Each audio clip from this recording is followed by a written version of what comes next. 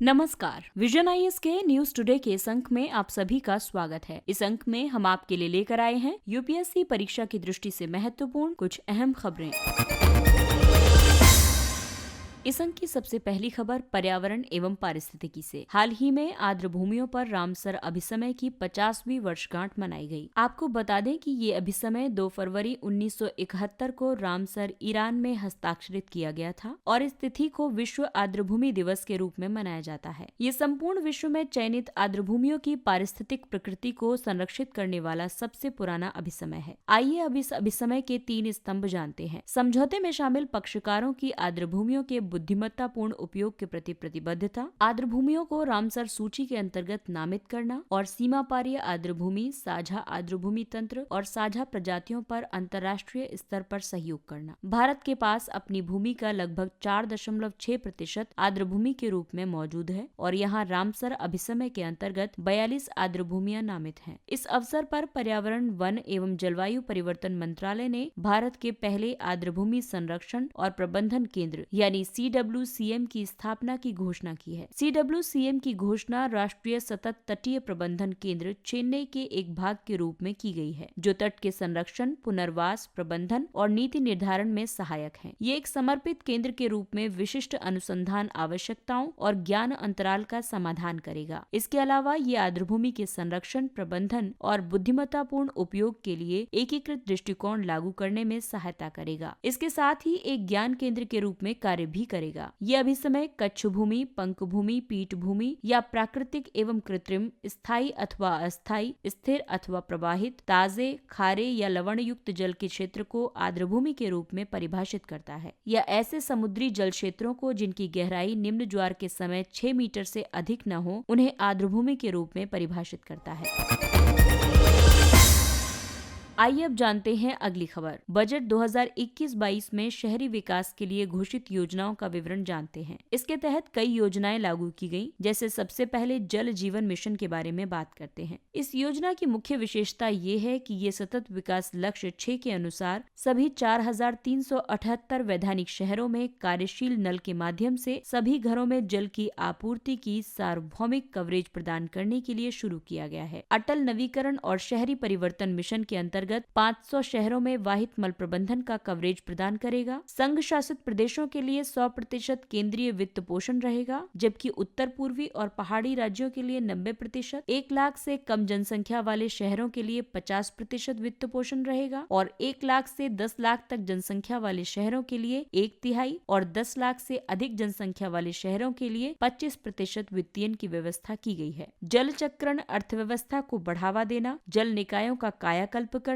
और एक शहरी जलभृत प्रबंधन योजना के माध्यम से बाढ़ की घटनाओं को कम करना। योजना की अन्य विशेषताओं के अंतर्गत हरे भरे स्थलों का विकास करना और स्पंज शहरों का निर्माण करना, जल संरक्षण के बारे में सूचना, शिक्षा और संचार अभियान संचालित करना, जल का समान वितरण सुनिश्चित करने, अपशिष्ट जल के पुनः उपयोग और जल निकायों के मानचित्रण के लिए पेयजल सर्वेक्षण संपादित करना आदि शामिल है। वहीं गैर राजस्व जल को 20% तक कम करने जैसे प्रमुख सुधारों की शुरुआत करना, उपचारित प्रयुक्त जल का मांग आधारित पुनर्चक्रण करना भी शामिल है। आइए अब बात करते हैं स्वच्छ भारत मिशन शहरी 2.0 के बारे में। स्वच्छ भारत मिशन के अंतर्गत आगामी 5 वर्षों के लिए 1,41,678 करोड़ रुपए का व्यय घोषित किया गया है। ये स्वच्छ भारत मिशन शहरी का ही आगामी चरण होगा। इसमें सतत स्वच्छता, 1 लाख से कम जनसंख्या वाले सभी शहरी स्थानीय निकायों में मलयुक्त गाद प्रबंधन सहित अपशिष्ट जल उपचार, ठोस अपशिष्ट प्रबंधन, सूचना, शिक्षा और संचार और क्षमता निर्माण शामिल है। इसके अपेक्षित परिणामों में सभी वैधानिक शहर खुले में शौच यानी ODF प्लस प्रमाणित हो जाना शामिल है। जो 1 लाख से कम जनसंख्या वाले हैं उनको ODF प्लस प्लस प्रमाणित किया जाएगा। 1 लाख से कम जनसंख्या वाले 50% वैधानिक शहर वाटर प्लस प्रमाणित किए जाएंगे। कम से कम 3 स्टार गार्बेज फ्री रेटिंग प्राप्त होंगे। सभी पुराने डंप साइट्स का जैवोपचारण होगा। आइए अब सिटी बसों और शहरी हरित गतिशीलता को बढ़ाने के लिए योजना के बारे में बात करते हैं। इसमें 5 लाख से अधिक जनसंख्या वाले शहरों में 20,000 से अधिक सिटी बसों को संचालित करने की योजना है, जिसमें पहाड़ी या संघ शासित प्रदेश या पूर्वोत्तर राज्यों की राजधानियां शामिल हैं। गैर मोटर चालित परिवहन अवसंरचना में सुधार करने के लिए हरित शहरी गतिशीलता, नवीन शहरी पारगमन विधि को बढ़ावा देना शामिल किया गया है। इसके साथ बुद्धिमत्ता पूर्ण परिवहन तंत्र सुविधाओं को मजबूत करना, ऊर्जा दक्षता के लिए पुरानी बसों और अन्य साधनों का संचालन बंद करना आदि भी शामिल किया गया है। टियर 2 और 3 शहरों के लिए अल्प लागत वाली मेट्रो ट्रेन प्रणाली का संचालन करना। मेट्रो लाइट में पारंपरिक मेट्रो प्रणाली की 40% लागत होगी, जिसमें peak hour peak direction traffic क्षमता 15,000 तक है। मेट्रो नियो में पारंपरिक मेट्रो प्रणाली की लागत का 25% होगा। रबर टायर मेट्रो, जिसमें peak hour peak direction traffic क्षमता 8,000 तक है। आइए अब अंत में रियल एस्टेट क्षेत्र की बात करते हैं। किफायती आवास परियोजनाओं से अर्जित लाभ पर आयकर से 100% छूट 31 मार्च 2022 तक बढ़ाई गई। आवास ऋण के ब्याज पर 1.5 लाख रुपए तक की मिलने वाली छूट की अवधि बढ़ाकर 31 मार्च 2022 तक कर दी गई है।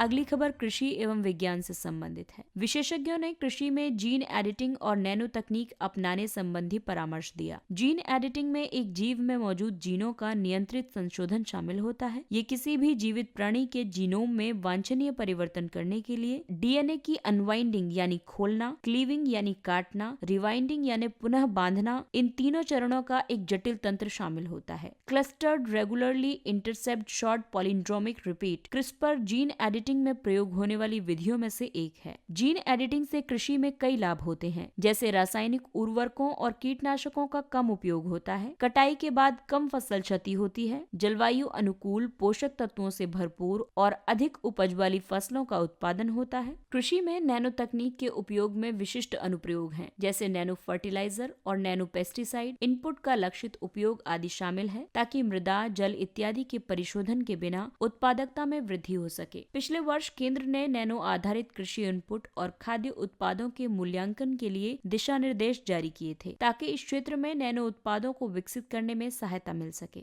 आइए अब जानते हैं कृषि में नई तकनीकों की आवश्यकता क्यों है। अधिक भूमि पर कृषि किए बिना मौजूदा मांग की पूर्ति के लिए उपज में प्रतिवर्ष 2.4% बढ़ोतरी करने की आवश्यकता है और वर्ष 2050 में आबादी की मांग को पूरा करने के लिए खाद्यान्न का वार्षिक उत्पादन 50% तक बढ़ाना होगा। अगली खबर विज्ञान एवं तकनीकी क्षेत्र से संबंधित है। अनुसंधान गतिविधियों में महिला वैज्ञानिकों की भागीदारी को प्रोत्साहित करने के लिए सरकारी नीतियां। अनुसंधान एवं विकास सांख्यिकी तथा संकेतक 2019-20 के अनुसार भारत में केवल 16.6% महिला शोधकर्ता ही प्रत्यक्ष रूप से अनुसंधान एवं विकास गतिविधियों में संलग्न हैं। इनकी कम भागीदारी के लिए उत्तरदायी कारणों में पारिवारिक मुद्दे जैसे विवाह, पारिवारिक उत्तरदायित्व, जीवन साथी के रोजगार संबंधी स्थानांतरण आदि शामिल हैं। इन कारणों के साथ साथ उच्च शिक्षा को पूरा न कर पाना, करियर ब्रेक, वैज्ञानिक कार्यों से संबद्ध नौकरियों के लिए निर्धारित अधिकतम आयु से अधिक आयु का हो जाना और कार्यस्थल से दीर्घावधि तक अनुपस्थित रहना या नौकरी से त्याग पत्र देना आदि ऐसे कई कारण हैं जो इस क्षेत्र में महिलाओं की कम भागीदारी को बढ़ावा देते हैं। हालांकि सरकार द्वारा कुछ पहले आरंभ की गई हैं जो अनुसंधान एवं विकास में महिलाओं की भागीदारी को सुनिश्चित करने में सहायता करती हैं, जैसे सर्व पावर। इसके तहत खोजपूर्ण अनुसंधान में महिलाओं के लिए अवसरों को बढ़ावा दिया जाएगा। ये अनुसंधान एवं विकास गतिविधियों में जुड़ी भारतीय महिला वैज्ञानिकों के लिए समान पहुंच और समान रूप से ठोस बेहतर अवसरों की उपलब्धता सुनिश्चित करने के लिए प्रणालीगत सहायता प्रदान करता है। दूसरा है पोषण के माध्यम से अनुसंधान उन्नति में ज्ञान की भागीदारी, किरण, यानी knowledge involvement in research advancement through nurturing. इसका उद्देश्य विज्ञान एवं प्रौद्योगिकी के क्षेत्र में विभिन्न कार्यक्रमों के माध्यम से महिला वैज्ञानिकों को प्रोत्साहित करना है। किरण के अंतर्गत प्रारंभ की गई महिला वैज्ञानिक योजना बेरोजगार महिला वैज्ञानिकों और प्रौद्योगिकीविदों को फेलोशिप सहित करियर के अन्य अवसर प्रदान करती है। तीसरी है विज्ञान ज्योति योजना। ये कक्षा 9 से 12वीं की छात्राओं को विज्ञान एवं प्रौद्योगिकी में शिक्षा प्राप्त करने और विशेषकर उन क्षेत्रों में करियर बनाने के लिए प्रोत्साहित करती है जहां महिलाओं की उपस्थिति बेहद कम है। एम पावर, ये प्रौद्योगिकी के क्षेत्र में महिलाओं को स्टार्टअप की सुविधा प्रदान करने के लिए भारत द्वारा प्रारंभ किया गया एक एक्सेलरेटर कार्यक्रम है। अगली खबर अर्थव्यवस्था से संबंधित है। विश्व स्तर पर पहली बार भारत की गिग अर्थव्यवस्था में कार्यरत कर्मियों के लिए सामाजिक सुरक्षा के लिए प्रावधान किए गए। गिग कर्मियों से संबंधित प्रासंगिक सूचनाओं को एकत्रित करने के लिए केंद्रीय बजट 2021-22 में एक पोर्टल आरंभ करने का प्रस्ताव प्रस्तुत किया गया है, ताकि उनके लिए भी सामाजिक सुरक्षा योजनाओं का निर्माण किया जा सके। इसके अलावा सभी श्रेणियों के कर्मियों को न्यूनतम मजदूरी के प्रावधानों के दायरे में लाया जाएगा। साथ ही इन्हें कर्मचारी राज्य बीमा निगम के अंतर्गत शामिल किया जाएगा। इससे पहले सामाजिक सुरक्षा संहिता 2020 के तहत संपूर्ण कार्यबल के लिए सामाजिक सुरक्षा के सार्वभौमिकरण की सुविधा प्रदान की गई थी, जिसमें गिग और प्लेटफॉर्म कर्मी शामिल हैं। ये संहिता एक गिग कर्मी को एक ऐसे व्यक्ति के रूप में परिभाषित करती है जो किसी कार्य व्यवस्था में संलग्न हो और ऐसी गतिविधियों से आय अर्जित करता हो जो पारंपरिक नियोक्ता कर्मचारी संबंधों से इतर हो, जैसे कि उबर ड्राइवर। गिग अर्थव्यवस्था के लिए सामाजिक सुरक्षा की आवश्यकता क्यों है? हाल के वर्षों में बिना किसी सामाजिक सुरक्षा के गिग अर्थव्यवस्था का आकार तेजी से बढ़ा है। श्रम के अधिकार को सुनिश्चित करने के लिए गिग अर्थव्यवस्था के कर्मी नियोजित कर्मियों के समान अधिकार और सुरक्षा का लाभ प्राप्त करने में असमर्थ रहे हैं, जैसे स्वास्थ्य लाभ, ओवरटाइम भुगतान आदि। सामाजिक सुरक्षा प्रणाली के समक्ष मौजूदा जोखिम को देखते हुए कुछ फर्म केवल उन श्रमिकों के नियोजन के लिए उत्साहित रहती हैं जो मुख्यतः न्यूनतम सुरक्षा प्रावधानों के बावजूद कार्य करने के लिए तैयार हों। आइए अब नजर डालते हैं कुछ संक्षिप्त किंतु महत्वपूर्ण खबरों पर। अपराध एवं अपराधी ट्रैकिंग नेटवर्क और प्रणाली CCTNS। गृह मंत्रालय की एक सूचना के अनुसार अब तक 15,773 पुलिस स्टेशनों पर CCTNS सुविधा को स्थापित कर लिया गया है। हालांकि इसके मूल लक्ष्य के तहत केवल 14,306 पुलिस स्टेशनों पर ही CCTNS सुविधा को स्थापित किया जाना था। CCTNS का उद्देश्य एक ऐसी व्यापक और एकीकृत प्रणाली को विकसित करना है जो शासन के सिद्धांतों के अंगीकरण एवं देशव्यापी नेटवर्किंग अवसंरचना की स्थापना के माध्यम से पुलिस प्रणाली की दक्षता और प्रभावशीलता को सुनिश्चित करती हो। आइए जानते हैं CCTNS का उद्देश्य। ये एक वेब पोर्टल के माध्यम से नागरिक केंद्रित पुलिस सेवाएं प्रदान करेगा। अपराध और आपराधिक रिकॉर्ड के राष्ट्रीय डेटाबेस की सहायता से अखिल भारतीय स्तर पर अन्वेषण को सुगम बनाएगा, पुलिस प्रक्रियाओं का कंप्यूटरीकरण करना और भविष्य में अपराध और आपराधिक प्रणालियों को सुविधाजनक तथा कम लागत के आधार पर इनके उन्नयन को संभव बनाएगा। विस्तार सुधार के लिए राज्य विस्तार कार्यक्रमों के लिए समर्थन योजना। ये एक केंद्र प्रायोजित योजना है जिसे मुख्यतः आत्मा योजना के रूप में जाना जाता है। इस योजना को वर्ष 2005 में प्रारंभ किया गया था। इस योजना के तहत राज्य सरकारों को सहायता अनुदान प्रदान किया जाता है, जिसका उद्देश्य कृषि एवं संबद्ध क्षेत्रों की विभिन्न गतिविधियों में किसानों को नवीनतम कृषि प्रौद्योगिकियां और उन्नत कृषि पद्धतियां उपलब्ध करवाने के लिए राज्य सरकार के प्रयासों का समर्थन करना है। पिछले एक वर्ष के दौरान इस योजना के अंतर्गत 17.32 लाख किसानों को कृषि संबद्ध विभिन्न क्षेत्रों में प्रशिक्षित किया गया है।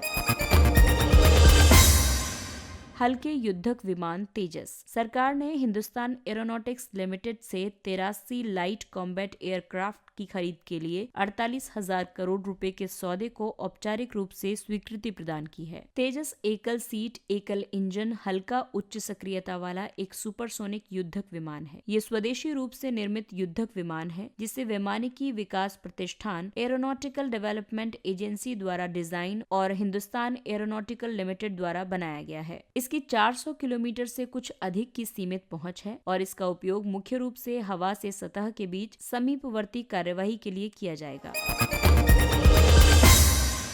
Neptune declaration on seafarer wellbeing and crew change. ये हाल ही में वैश्विक समुद्री उद्योग द्वारा जारी एक घोषणा है। ये घोषणा मुख्य रूप से विश्व में सभी सरकारों द्वारा समुद्री नाविकों को महत्वपूर्ण कर्मियों के रूप में वर्गीकृत करने की मांग पर केंद्रित है। समुद्री उद्योग के अग्रिम पंक्ति के कर्मियों के रूप में नाविक वैश्विक व्यापार का 90% वहन करते हैं और ये वस्तुओं के वैश्विक प्रवाह को सुनिश्चित करने में महत्वपूर्ण भूमिका निभाते हैं, जिन पर विश्व निर्भर करता है। वेम्बनाड झील। प्रधानमंत्री ने मन की बात कार्यक्रम में झील की सफाई के लिए केरल के एक व्यक्ति की सराहना की। वेम्बनाड झील केरल की सबसे बड़ी और भारत की सबसे लंबी झील है। ये झील वल्लमकाली के लिए भी प्रसिद्ध है, जो कि नेहरू ट्रॉफी नौका दौड़ के रूप में विख्यात है। वल्लमकाली एक स्नेक बोट दौड़ प्रतियोगिता है जो प्रतिवर्ष वेम्बनाड झील में आयोजित की जाती है। वेम्बनाड झील रामसर अभिसमय के तहत अंतर्राष्ट्रीय महत्व की आर्द्रभूमियों की सूची में शामिल है। इस झील के पूर्वी तट पर कुमारकोम पक्षी अभयारण्य स्थित है। इसके साथ ही ये अंक समाप्त होता है। अगले अंक में फिर मुलाकात होगी कुछ अन्य महत्वपूर्ण खबरों के साथ। तब तक अपना ख्याल रखिए, सुरक्षित दूरी बनाए रखिए, मास्क पहनिए। नमस्कार।